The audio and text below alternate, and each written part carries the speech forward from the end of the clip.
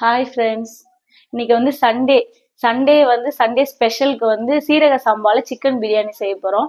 எப்படி செய்யலாம்னு பார்க்கலாம் வாங்க. இன்னைக்கு வந்து குக்கர்ல தாங்க நான் பிரியாணி செய்ய போறேன்.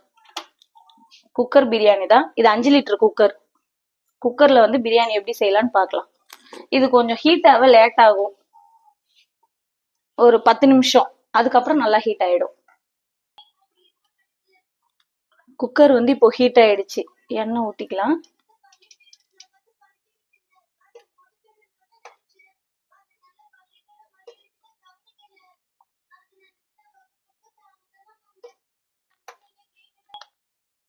கொஞ்சம் நெய்யும் போட்டுக்கலாம்.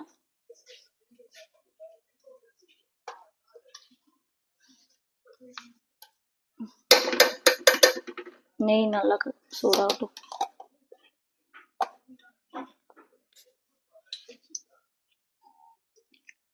ஆயிடுச்சுங்க. எண்ணெய் வந்து சூடானதுக்கு அப்புறம் பட்டை, லவங்கம், கிராம்பு இது எல்லாத்தையும் இந்த ஹோல் மசாலா அப்படியே போட்டுடலாம்.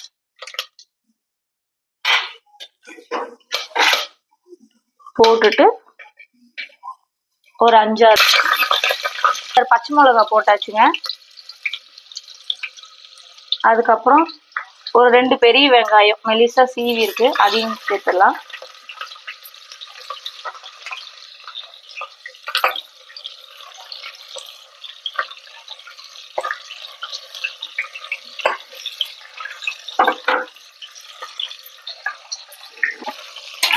நல்லா வதக்கிக்கலாம்.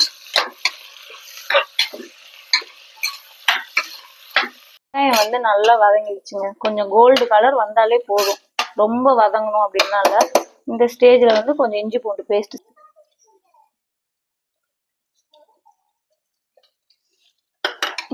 பேஸ்ட் வந்து கொஞ்சம் பச்சை வாசனை போற வரைக்கும் அப்படியே வதக்கிக்கலாம்.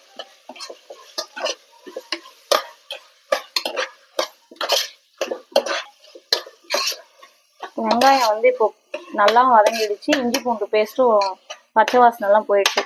இப்போ வந்து பாத்தீங்கன்னா ஒரு சின்ன தக்காளி, 3 தக்காளி மெலிசா கட் பண்ணிருக்கோம், அதையும் இதுல கூட சேர்த்துடலாம்.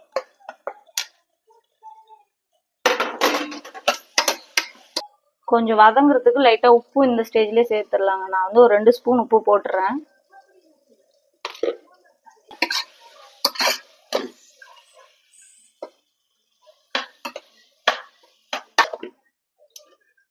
ஓகேவா? தக்காளி வந்து இப்ப நல்லாவே வதங்கிடுச்சுங்க. இந்த மாதிரி இதுல இப்போ வந்து மசாலா எல்லாம் ஆட் பண்ணிடலாம். மசாலா சேர்த்துடலாம். 1 ஸ்பூன் வந்து தனி மிளகாய் தூள், கொஞ்சம் மஞ்சள் தூள், 2 ஸ்பூன் வந்து பிரியாணி மசாலா. நான் வந்து எல்லாம் கொஞ்சமா தாங்க சேர்க்கிறேன், ஏன்னா ஆல்ரெடி பச்சை மிளகா வந்து ஒரு 5-6 சேர்த்துட்டேன். ஸோ அதுவே கொஞ்சம் காரமா இருக்கும். அதனால இப்போ வந்து இந்த மசாலாலாம் ஆட் பண்ணிட்டு அதுக்கப்புறம் கொஞ்சம் காரம் வேணும்னா நம்ம வந்து பிரியாணி மசாலா ஆட் பண்ணிக்கலாம். இது நல்லா வதங்கட்டும். வதங்கி அந்த எண்ணெய் பிரிஞ்சு வரும்போது நம்ம இதுல வந்து சிக்கன் எல்லாம் சேர்த்துடலாம்.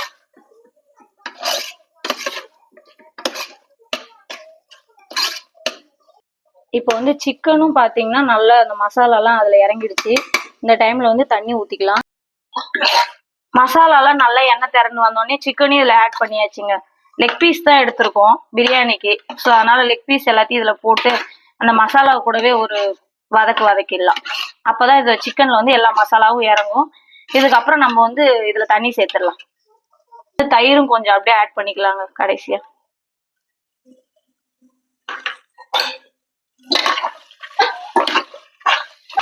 ஆக்சுவலா சிக்கன் போட்ட வீடியோ வந்து எடுக்கலைங்க, அதனாலதான் நான் அந்த சிக்கன் கிளறினதுக்கு அப்புறம் காமிச்சேன்.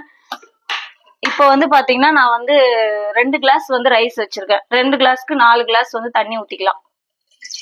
காட்டுங்க. சீரக சம்பான்றதாலதாங்க சீரக சம்பா ரைஸ்ன்றதாலதாங்க 1க்கு 2 கிளாஸ். இப்போ வந்து தண்ணி கொஞ்சம் கொதிக்கட்டும். கொதிச்ச உடனே நம்ம வந்து ரைஸ் இதுல சேர்த்துடலாம். இப்ப பாத்தீங்கன்னா தண்ணி நல்லா கொதிக்க ஆரம்பிச்சிச்சு. இந்த ஸ்டேஜ்ல வந்து நான் ரைஸ் இதுல ஆட் பண்ணிடுறேன்.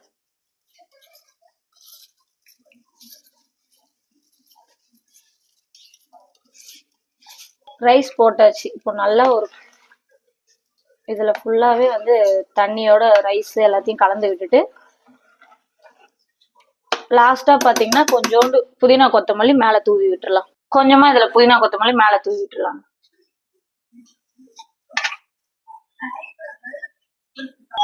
இப்போ வந்து குக்கரை க்ளோஸ் பண்ணிடலாங்க. பண்ணிட்டு ஒரு 2 விசில் வரட்டும். க்ளோஸ் பண்ணியாச்சுங்க. ஒரு 2 விசில் வரட்டும். அது வரைக்கும் நம்ம வெயிட் பண்ணுவோம்.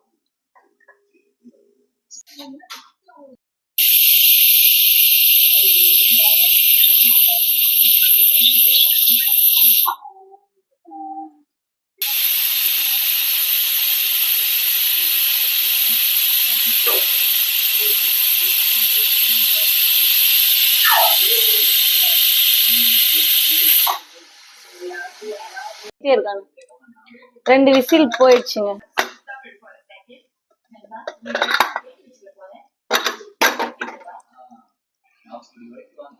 இப்போ ஃபுல்லா பாத்தீங்கன்னா ஒரு எல்லாத்தையும் ஒன்னா கலந்து விட்டுறலாம்.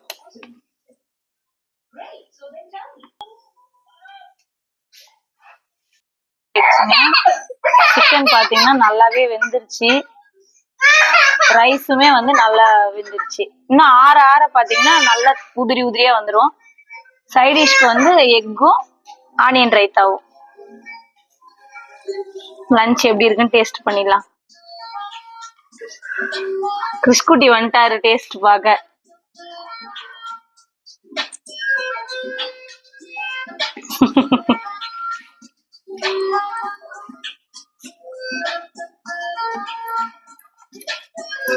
ஓகேங்க, சூடா இருக்கிறதால இன்னும் கொஞ்சம் டேஸ்ட் தெரியல, பட் நல்லா இருக்கு.